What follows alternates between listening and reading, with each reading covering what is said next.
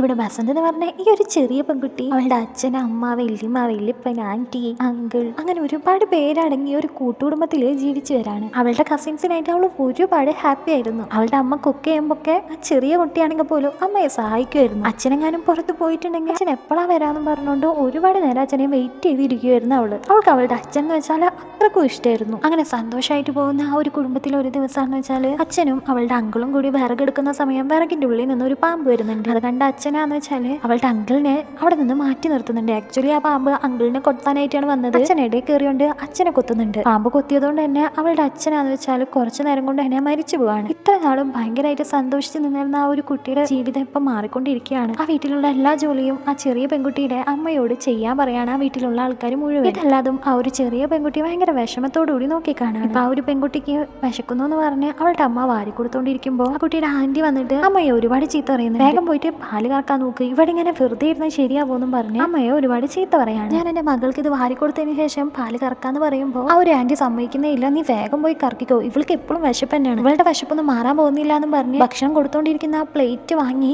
ആ ഒരു ആന്റി എറിയുന്നുണ്ട്. ആ ഒരു കറക്റ്റ് ടൈമിൽ തന്നെ ചെറിയ പെണ്ണിന്റെ മുത്തശ്ശൻ, അതായത് അവളുടെ അമ്മയുടെ അച്ഛൻ അവിടേക്ക് വരുന്നുണ്ട്. അവളുടെ അമ്മയുടെ അച്ഛൻ ഒരു ടാക്സ് ഡിപ്പാർട്ട്മെന്റിലാണ് വർക്ക് ചെയ്യുന്നത്. എന്റെ ഭർത്താവ് മരിച്ച് ഇത്ര നാളിനുള്ളിൽ തന്നെ എന്റെ മകൾ എത്രത്തോളം കഷ്ടപ്പെടുന്നു എന്ന് മനസ്സിലാക്കിയ ആ ഒരു അച്ഛൻ മകളെയും കൂട്ടിക്കൊണ്ട് സ്വന്തം വീട്ടിലേക്ക് പോകുന്നുണ്ട്. ആ ഒരു പെണ്ണിനെ വീട്ടിലേക്ക് വിളിച്ചുകൊണ്ട് വന്നിട്ട് അവളുടെ ഭർത്താവിന്റെ വീട്ടിൽ നിന്ന് ഒരാൾ പോലും അവളെ തിരിച്ചു കൊണ്ടുവരാനായിട്ട് വന്നില്ല. അതുകൊണ്ട് തന്നെ അവളുടെ അച്ഛൻ തീരുമാനിക്കുകയാണ് ഇനി ഒരിക്കലും തന്റെ മകളെ ആ വീട്ടിലേക്ക് ഇനി പറഞ്ഞയക്കില്ല, അവളെ ഞാൻ വേറെ കല്യാണം കഴിപ്പിക്കുന്നു. പക്ഷെ ആ ഒരു ചെറിയ പെണ്ണിന്റെ അമ്മ എന്ന് വെച്ചാല് വേറൊരു കല്യാണത്തിന് സമ്മതിക്കുന്നേ ഇല്ല. അവളുടെ അമ്മായിയച്ഛനാണെന്ന് വെച്ചാല് അവളുടെ വീട്ടിലേക്ക് വന്നിട്ട് പറയാണ് നീ വേണമെങ്കിൽ വേറെ കല്യാണം കഴിച്ചോ, പക്ഷെ ഞങ്ങളുടെ പേരക്കുട്ടിയെ ഞങ്ങൾക്ക് തരണമെന്ന്. വേണമെങ്കിൽ 6 മാസം കൂടുമ്പോൾ അമ്മക്ക് മകളെ കാണാനുള്ള ഒരു ചാൻസ് ഉണ്ടാക്കി തരാമെന്നും ആ ഒരു അമ്മായിയച്ഛൻ പറയാണ്. പക്ഷെ ഈ അമ്മക്ക് തന്റെ മകളെ വിട്ടുകൊടുക്കാനായിട്ട് ഒട്ടും തന്നെ ഇഷ്ടമുണ്ടായിരുന്നില്ല. പക്ഷെ വേറെ നിവൃത്തിയില്ലാതെ തന്റെ മകളെ വിട്ടുകൊടുക്കാണ്. പോകുന്നതിന് മുമ്പ് മകൾ ഒരുപാട് ഉപദേശിക്കുന്നുണ്ട്. അവിടെ ചെന്ന് ആരോടും ദേഷ്യപ്പെടാനൊന്നും നിൽക്കരുത്, വലിയൊരു എന്താണോ പറയുന്നത് അത് കേട്ട് നീ നിൽക്കണം എന്നെല്ലാം പറയാണ്. ആ ഒരു സമയം തന്റെ ഭർത്താവിന്റെ വീട്ടിൽ നിന്ന് മകളെ കൊണ്ടുപോകാനായിട്ട് ആള് വരുന്നുണ്ട്. മകളെയും കൊണ്ട് ഭർത്താവിന്റെ വീട്ടിലുള്ള ഒരാൾ അവിടേക്ക് പോകാണ്.